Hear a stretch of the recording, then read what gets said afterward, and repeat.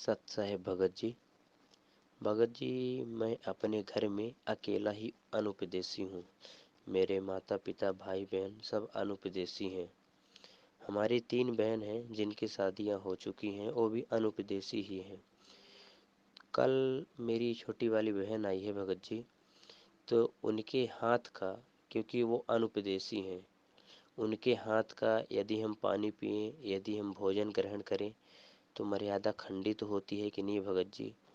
सत साहेब। सत्साई भगत जी, अगर आप उपदेशी हैं और आपके घर पर आपकी बहन बेटी या बुआ जो अनुपदेशी है, जिसने नाम दीक्षा नहीं ली हुई है, यदि वो घर पर मिलने के लिए आती है, कुछ दिन घर पर रहती है, और यदि वो घर पर खाना बनाती है, सब्जी बनाती है, आपको अगर वो पानी वगैरह पिलाती है, तो ऐसी स्थिति में उनके हाथ का बनाया हुआ खाना खाने से, उनके हाथ का पानी पीने से कोई मर्यादा खंडित नहीं होती है।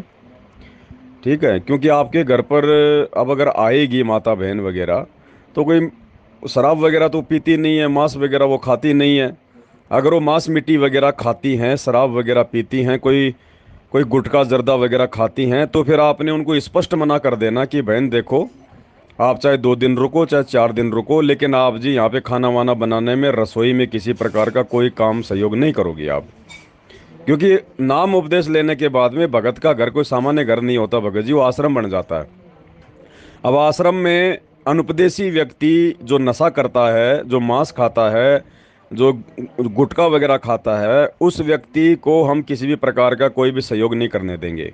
हाँ, वो खाना खा सकता है, पानी पी सकता है, हम बना के देंगे उसको, हम खिलाएंगे, लेकिन वो नहीं बना सकता फिर। तो आपकी बहन बेटी बुआ यदि नशा वगैरह नहीं करती है, मांस वगैरह नहीं खाती है, तो फिर वो आपकी रसोई में खाना वगैरह बना सकती हैं। ऐसे में फिर उसकी थोड़ी बहुत सेवा बन जाएगी।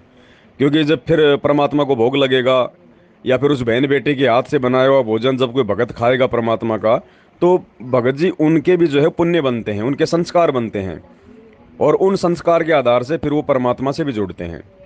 तो हमने केवल इन बातों का ध्यान रखना है।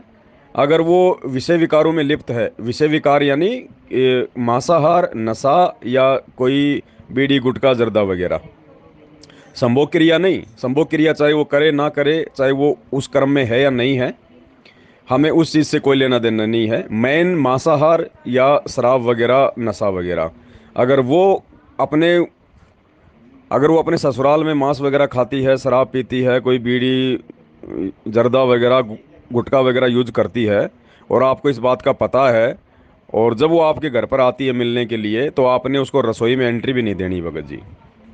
हाँ, आप बना के दो, वो खाएगी, लेकिन उसको एंट्री नहीं देनी। ना उसको परमात्मा के दरबार में एंट्री देनी है। दरबार यदि आपने अलग से बना रखा है तो वहाँ उसको एंट्री नहीं देनी है। बाहर खड़ी होकर आरती कर सकती है, कोई दिक्कत नहीं है। सत्संग सुन सकती है, कोई दिक्कत नहीं है। तो ऐसे हमने थोड़ा सा ध्यान रखना है भगत जी। सत साहिब, जय हो बंदी छोड़ की।